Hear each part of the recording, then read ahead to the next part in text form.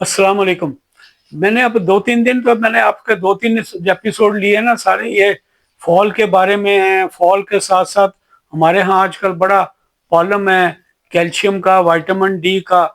इश्तिहार आते हैं, वो सिर्फ माल बनाने के लिए हैं। आपको बताते हैं कि जी आप कैल्शियम की आप एक सप्लीमेंट लें, और एक बाबा बाबी वो बच्चों को उठा लेते हैं, हालांकि उनके अब्बा भी नहीं उठा सकते कैल्शियम खाने से। कैल्शियम से कभी इतनी ताकत वाकत नहीं आती है। ये तो नॉर्मली हमारी खुराक में हर वक्त शामिल रहता है। तो मैंने कहा था, मैं देखता रहता हूँ कि जी आए दिन ये होता है, सप्लीमेंट आ जाते हैं, ये इंश्योर वगैरह, ये सारी चीजें, ये सारी आप ये समय मनी मिंटिंग वाली बात है। ये पैसे कमाने के सारे हैं। क्योंकि एक 18 साल का बच्चा कल आया, डॉक्टर साहब मैं इंश्योर ले लूं। मैं कहा यार खुदा का खौफ करो, तुम 18 साल के हो, तुम्हें क्या प्रॉब्लम है? ताकत वाकत कभी आपको विटामिन खाने से कभी दुनिया में हजरत आदम अलैहिस्सलाम से लेके अब तक ना आई है, ना किसी को आएगी। ये मजदूर होता है, कहाँ विटामिन खाता है, सर्बेक्सी खाता है, कैल्शियम वो खाता है। 4 रोटियां तंदूर की खाता है, आध पाव दही लेके, या एक प्याली चाय से मैंने खाते हुए देखे हैं, अपने साथ बैठ के खाते हुए देखे। बड़े मजे से खाते हैं हम लोग, मक्खन मलाइयाँ और आराम और दूध और फल। तो ताकतवर कौन है, हम लोग हैं या ये मजदूर है जो सिर्फ सूखी रोटी दही से चाय से खाता है? ऑफ कोर्स आप 100% जवाब यह है कि मजदूर ताकतवर है। तो ये सारी चीजें जो है ना, खेल हैं, ये सारा रुपया पैसा माल बनाने के तरीके हैं। तो नेचुरल जो सोर्सेज होते हैं ना, उनको ज्यादा करें। तो मैंने कहा था आज चले मैं टच करूंगा विटामिन डी और कैल्शियम को। विटामिन डी जो है ना, ये विटामिन भी है और हार्मोन भी है। कैल्शियम एक मिनरल है।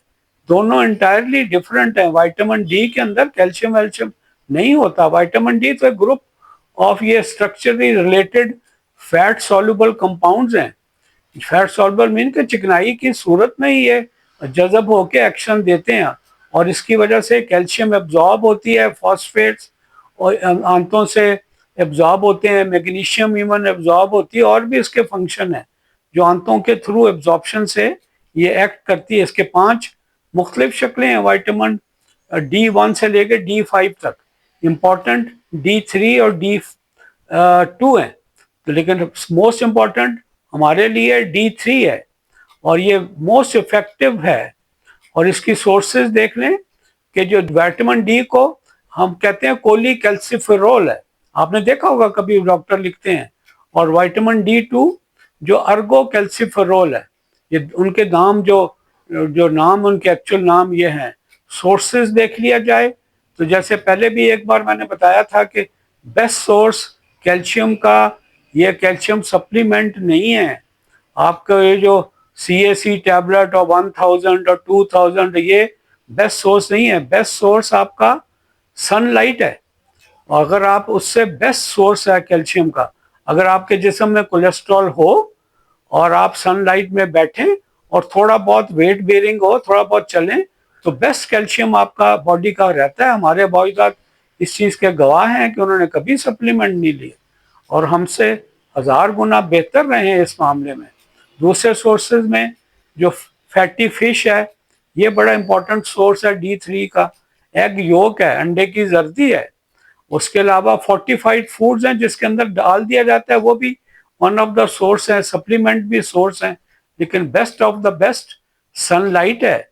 ठीक है, इसको याद रखना है। जो विटामिन दूसरे जो D2 है, इसकी जो है ना प्लांट सोर्स है। प्लांट सोर्स के अंदर ये जो है ना, ये ख्याल रखना है कि मशरूम्स हैं और फोर्टिफाइड सप्लीमेंट्स हैं जिसके अंदर वो डाल दिया जाता है। तो वो भी सबने फिर बैक ऑफ माइंड पे रखें कि जो आपका D3 बेस्ट है। तो ये समटाइम जो प्लांट रीजन के विटामिन D2 है ना, ओकेजनली कभी रेयरली टॉक्सिक भी होते हैं। तो लेकिन चंद एक चीजें इस चीज में आपने ख्याल रखनी है। एक तो यह है कि तकरीबन 8 चीजें हैं, मुझे भी कुछ चीजों का नहीं पता होता। मैं अपने नोट्स वगैरह देख के लिख लेता हूँ, ताकि मुझे कोई एक कोहेरेंस रहे और मुझे तरतीब याद रहे। तो मुझे उनको देखना पड़ता है, वरना फिर कभी मैं इधर की मारता हूँ, कभी उधर की मारूंगा, तो ये ठीक नहीं है। तो 8 चीजों का ख्याल रखिए कि इनको यूजुअली विटामिन डी के साथ कंबाइन नहीं करते। स्टैटिन्स हैं, कोलेस्ट्रॉल लोअरिंग ड्रग्स हैं। हर हमारे जो बड़े लोग हैं जिनको दिल की तकलीफ़ें हैं, कई लोग शौकिया भी स्टैटिन ले रहे होते हैं, तो स्टैटिन को यूजुअली इससे कंबाइन नहीं करना चाहिए। फिर ओरली स्टैट है, ये वेट लोअरिंग जो ट्रीटमेंट है ओरा स्लिम के नाम से, ओरली स्टैट को भी इससे कंबाइन नहीं करना चाहिए। ये डायूरेटिक है, पेशाब वाली दवाइयाँ हैं, थायजाइड डायूरेटिक है। ये हर तरह के जहाँ जहाँ ये आपको देखा होगा हाइड्रोक्लोरथाइजाइड है, जो भी थायजाइड है, दे उनका इंटरेक्शन इसके साथ थोड़ा सा है। स्टीरॉयड है, स्टीरॉयड भी प्रेफरेबली इसके साथ कंबाइन नहीं होने चाहिए। फिर बाइल एसिड सिक्वेस्ट्रेंट्स हैं, ये भी ये जो नायासिन वगैरह पुराने ज़माने में होते कभी रेयरली इस्तेमाल होती है, ये भी इनसे इंटरेक्ट करती हैं। फिर डिल्टाइजम है, ब्लड प्रेशर की दवाई है, ये भी इसके साथ इसके इंटरेक्शन मौजूद हैं। फिर मिनरल ऑयल है, अगर आप कंज्यूम कर रहे हैं तो उससे भी इसके इंटरेक्शन है। तो विटामिन डी अच्छा है इसके, लेकिन इसके साथ कुछ मसाइल भी होते हैं, प्रॉब्लम भी इसके साथ आते हैं। एक तो यह है कि आप इसकी जो डोज है ना, इसको एल्डरली के साथ इसको आपको एडजस्ट करनी पड़ती है। मॉडरेट डोजेस में तो बहुत सेफ है एल्डरली में, लेकिन बड़ी हमारी स्टडीज़ ने बताया है कि बहुत ज़्यादा डोज में ये आपके लिए इतनी अच्छी नहीं होती, और उसके साथ उसके साइड इफ़ेक्ट होते हैं। एक आध स्टडी में तो बताया था कि ज़्यादा डोज में लेने से, जैसे मैंने पहले भी कहा था, कि गिरने का एहतमाल बढ़ जाता है।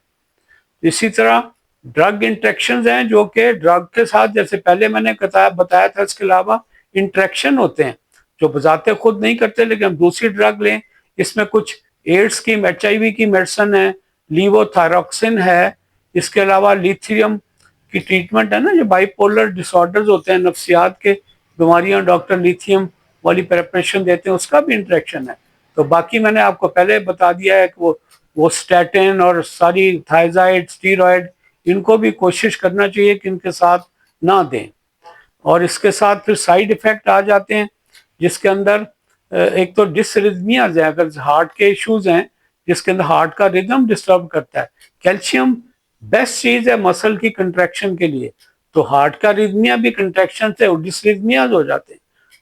कई बार का हार्ट रिलेटेड डेथ्स इससे रिपोर्टेड हुई हैं कि जी इसकी वजह से हुई हैं।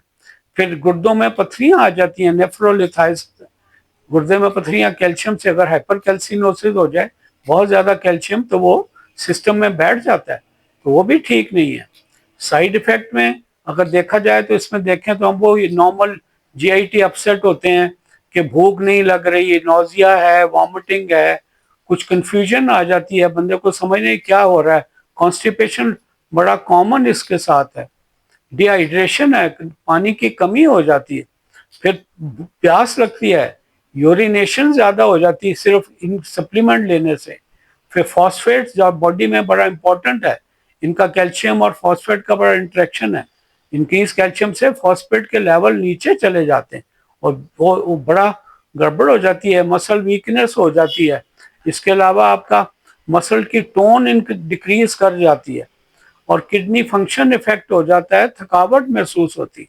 ये सारे इसके साइड इफेक्टेड हैं। डोज में हमने देखा है कि अगर आप उसको ले लें 2500 मिलीग्राम अगर कैल्शियम लें, उसमें से सिर्फ थोड़ी सी क्वांटिटी जज़ब होती है, ज़्यादा जज़ब नहीं होती, तो इसको थोड़ी डोज में लेना ज़्यादा बेहतर है।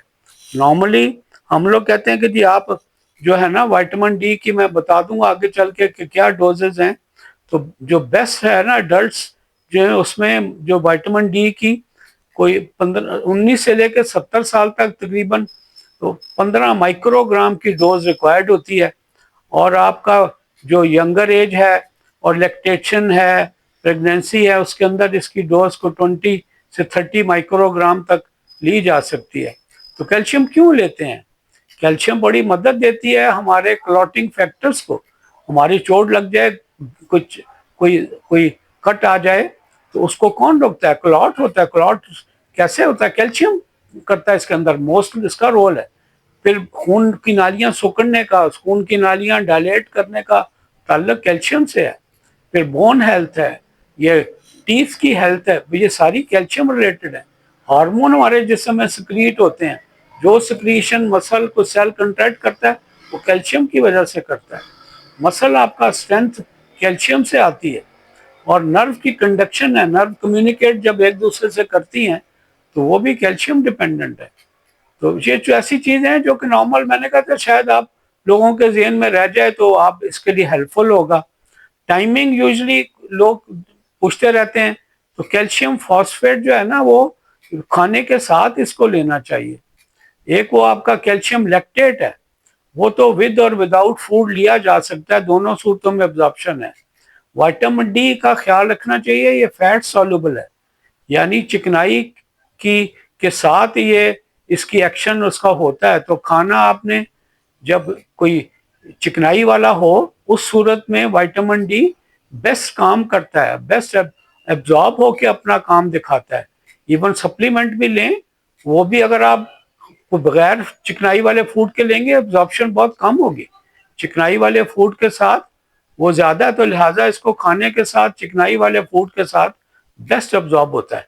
तो मैंने कहा था कि best absorption 200 milligram per day से है कैल्शियम की, लेकिन अगर आपकी डोज 2000 मिलीग्राम है उसमें पर डे तो सिर्फ 15% सिर्फ एब्जॉर्ब होगी, बाकी ज़ाया हो जाएगी।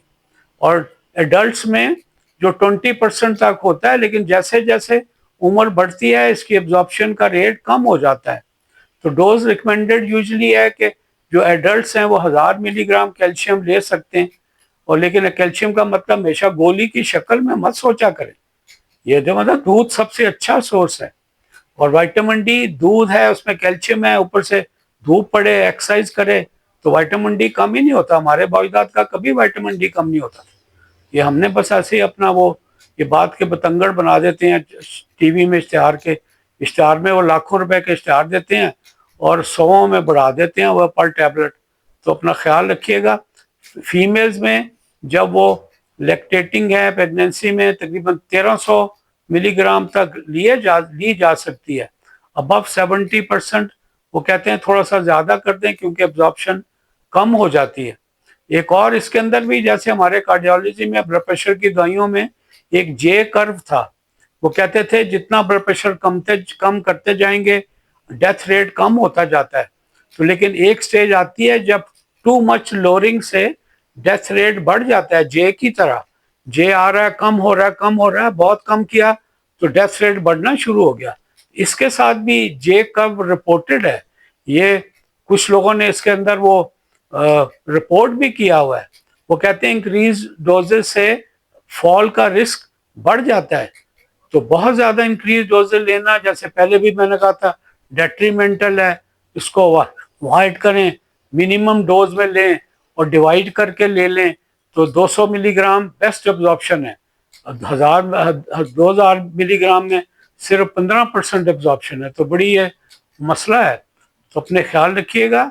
ये सारी चीज़ें हैं, मैं नॉलेज के लिए करता हूँ, मुझे कुछ चीज़ें पता होती हैं, कुछ मुझे भी नहीं पता होती, मैं देख लेता हूँ, पढ़ लेता हूँ, रिकॉर्ड कर लेता हूँ, तो आप तक कम्युनिकेट करता हूँ कि हम दोनों का फ़ायदा हो जाए, आप लोगों का भी फ़ायदा हो जाए। इसको देखा भी करें और इसको आगे फॉरवर्ड भी करें, क्योंकि क्या मैं को क्लिनिक पे बुलाने के लिए तो क्या करता नहीं हूँ ना, मैं बताता हूँ कहाँ बैठता हूँ क्या करता हूँ। तो ये सिर्फ फ़ायदे के लिए हैं, जनरल नॉलेज है। तो दुआओं में याद रखेंगे, मैं भी आपके लिए दुआ करता रहूँगा इंशाल्लाह। अल्लाह हाफ़िज़।